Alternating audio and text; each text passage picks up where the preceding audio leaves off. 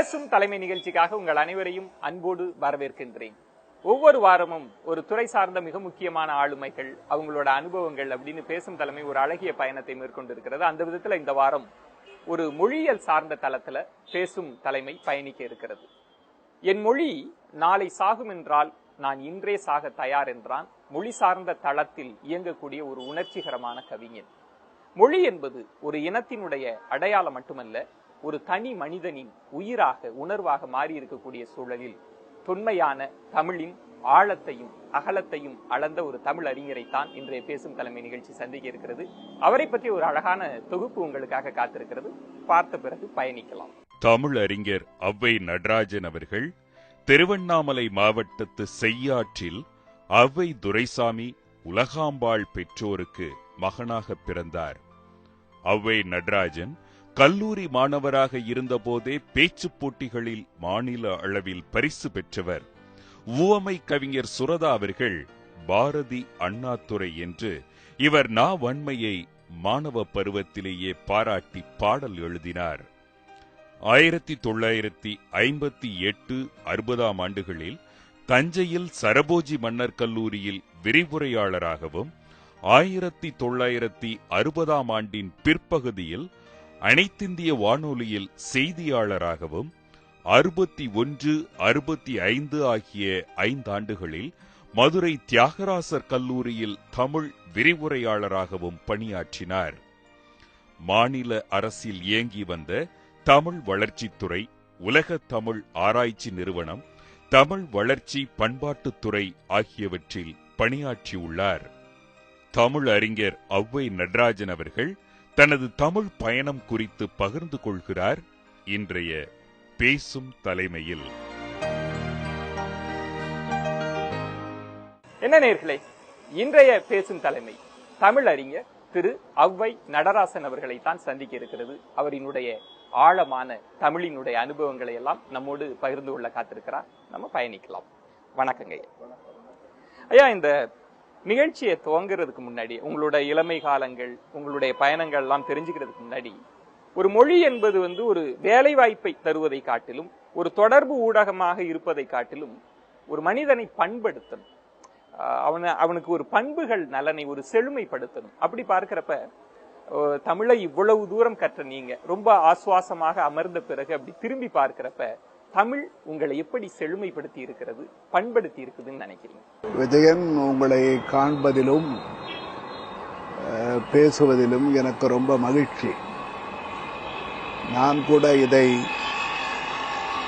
Facebook என்பதை உறவேடு என்று சொல்லுகிறேன்.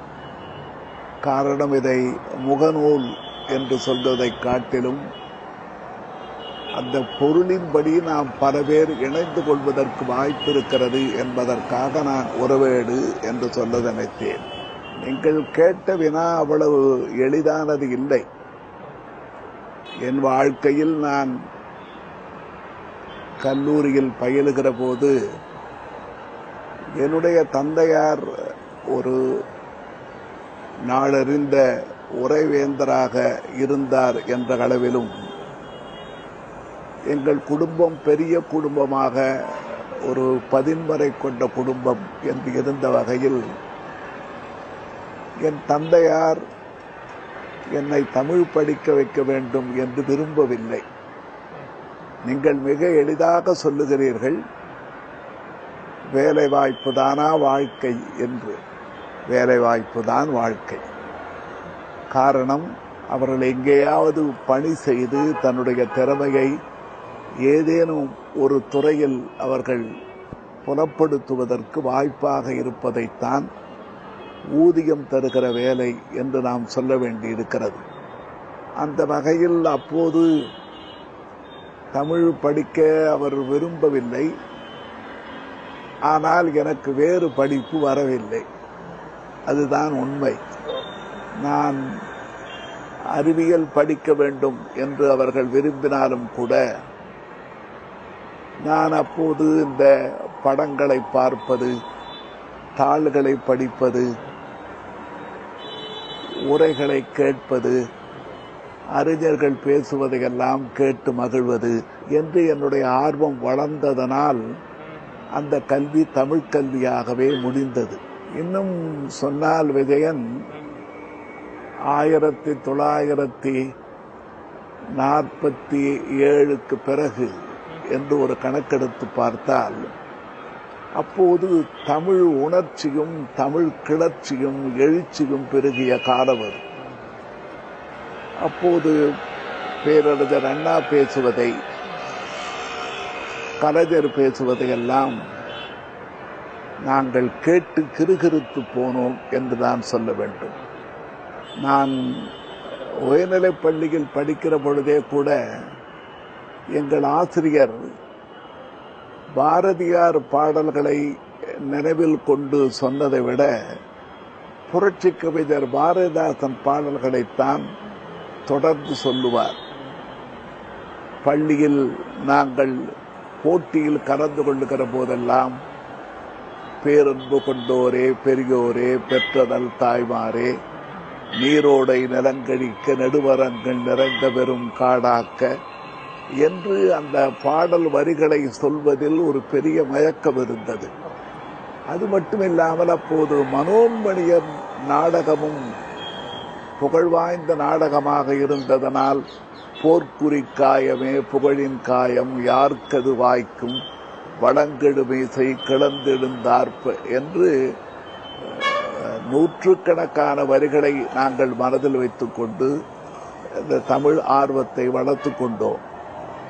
அப்போது மொழி உணர்ச்சி என்பது ஒரு பண்பாட்டினுடைய விளைவாக அல்லது ஒரு பண்பு நலத்தை காட்டுகிற ஒரு பொருண்மை என்கிற எண்ணம் எல்லாம் எங்களுக்கு வரவில்லை.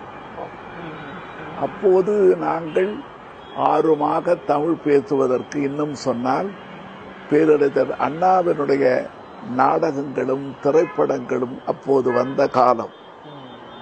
அதை பார்த்தபோது எங்களுக்கு தமிழ் நடையில் இப்படிப்பட்ட ஒரு அழகையும் எழிலையும் வனப்பையும் நாம் காட்டி நம்முடைய கருத்துக்களை சொல்ல வேண்டும்.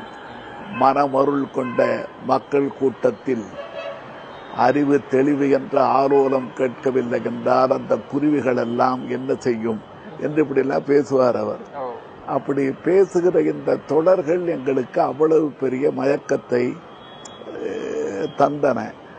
அந்த அடிப்படையில் நான் கல்லூரி முடிந்த பிறகு அதற்கு மேல் நான் என்ன படிப்பது என்று பார்த்தபோது நான் இருந்தது மதுரை தியாகராசர் கல்லூரியில் படித்தேன். தியாகராசர் கல்லூரியில் படித்தபோது இந்த முதுகலை கல்வி படித்தால் கல்லூரியில் ஆசிரியராக போகலாம் என்கிற ஒரு ஆர்வம் இருந்தது. என்னுடைய அம்மா ரொம்ப வருத்தமாக சொல்வார்கள், உங்க அப்பா தான் ஆசிரியர், நீயும் ஆசிரியராகத்தான் போகிறாயா என்று. என்ன இருந்தாலும் தமிழ் முதுகலை படிக்கலாம் என்பதற்காக அப்போது பாருங்கள், இந்த முதுகலை கல்வி என்பது சென்னையில் தான் இருந்தது. நெல்லையில் இருந்து கூட மாணவர்கள் புறப்பட்டு சென்னைக்கு வருவார்கள்.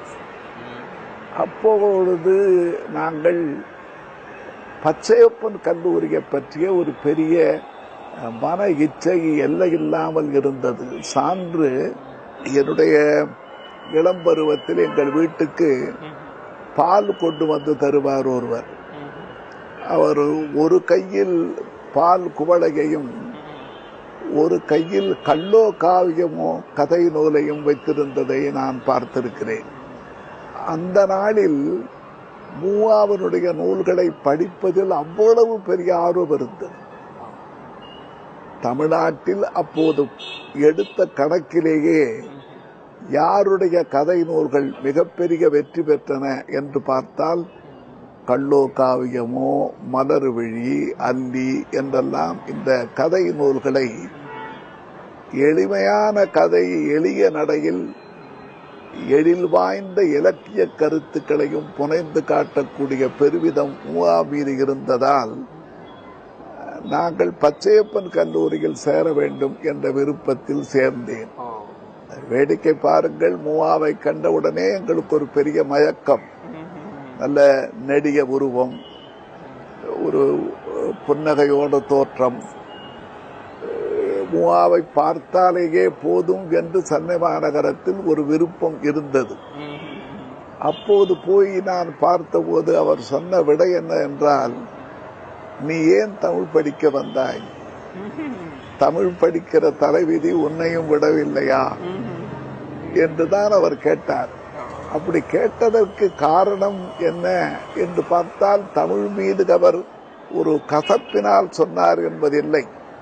அவருடைய வாழ்வினுடைய இனிப்பே தமிழ் என்று நமக்கெல்லாம் தெரியும்.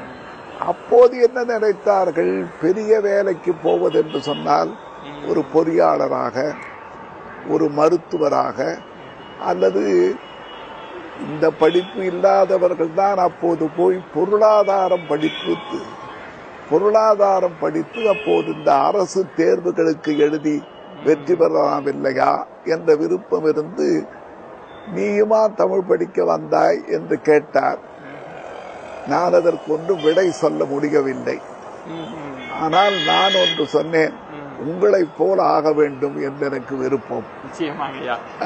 அந்த விருப்பத்தினாலே நான் அப்படியே அங்கே படித்தேன். படித்த பிறகு கல்லூரியில் பணியாற்றுவது என்று நான் தொடங்கியது என்று சொன்னால், சரபோசி மன்னர் கல்லூரி தஞ்சையில் தான் முதலில் பணியில் சேர்ந்தேன். இந்த முதல் கேள்விக்கே கிட்டத்தட்ட நேயர்கள் உங்களோட வாழ்க்கை ஓட்டத்தை பார்த்துட்டாங்கய்யா. எப்படி நீங்க பயணிச்சீங்க அப்படின்னு. உங்களுடைய தந்தையார் ஒரு ஒரு ஒரு உரை வேந்தர் அப்படின்னே சொல்லக்கூடிய அளவிற்கு தமிழினுடைய மூலத்தை எல்லாம் தொகுத்து விளக்க உரை எழுதியவர். அவர் நீ தமிழ் படிக்க வேண்டாம் அப்படின்னு சொன்ன இடம் ரொம்ப அதிர்ச்சியாகவும் இருந்தது. ஆனா அன்றைய காலகட்டத்தில் தமிழினுடைய நிலையையும் நம்மளால பார்க்க முடிஞ்சது. நம்ம தொடர்ந்து பேசலாம். ஒரு இடைவேளைக்கு பிறகு நம்ம பேசிடலாங்க. பேசும் தலைமை நிகழ்ச்சியில் தமிழறிஞரோடு நம்ம பேசிட்டு இருக்கிறோம். தமிழினுடைய சூழல் அன்றைய காலகட்டத்தில் என்னவாக இருந்தது, ஒரு தமிழ் அறிஞரினுடைய பயணம் எப்படியெல்லாம் இருந்தது, நம்ம தொடர்ந்து பேசலாம். ஒரு சிறிய விளம்பர இடைவேளைக்கு பிறகு பொறுத்திருங்கள். செல்வ பரிசுகளை பெற்றவர் என்றும் நாம் போற்றி புகழ்ந்த ஜெயகாந்தன் என் வாழ்க்கை ஒரு தோல்விதான் என்று சொல்லியிருக்கிறார்.